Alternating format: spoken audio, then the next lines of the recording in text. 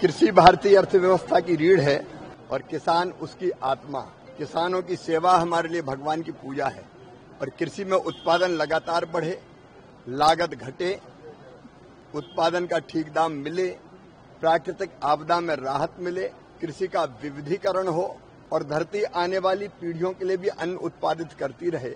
इसका प्रयास हमारे प्रधानमंत्री श्रीमान नरेंद्र मोदी जी के नेतृत्व में कृषि विभाग लगातार करता रहा है। गेहूं हमारी प्रमुख फसल है और जौ का भी अपना महत्व है। गेहूं अनेकों तरह की कठिनाइयों का सामना कर रहा है।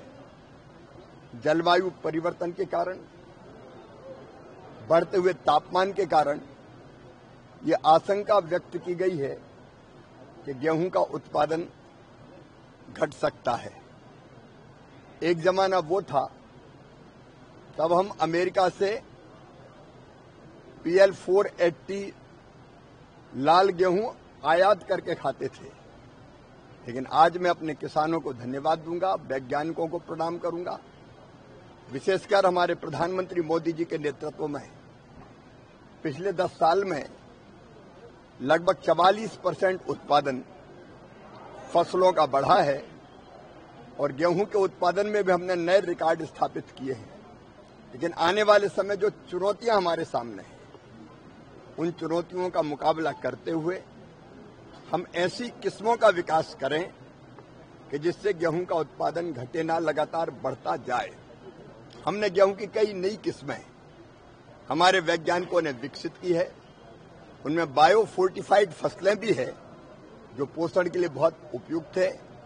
ग्लूटीन की मात्रा कैसे गेहूं में कम हो, इसका भी हम प्रयत्न कर रहे हैं। बढ़ते तापमान और कम पानी में भी कैसे गेहूं के उत्पादन को और हम बढ़ा पाएं, इसकी कोशिश भी हम कर रहे हैं। और आज इसीलिए वैज्ञानिकों का और विशेषज्ञों का एक चिंतन का कार्यक्रम आज ग्वालियर में आयोजित है, जिसमें देश भर के हमारे जाने माने ख्यातिनाम वैज्ञानिक भी है, प्रगतिशील किसान भी है।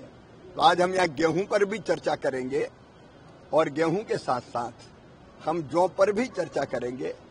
जौ एक बहुत महत्वपूर्ण फसल है पोषण की दृष्टि से, जिसका अत्यंत महत्व है।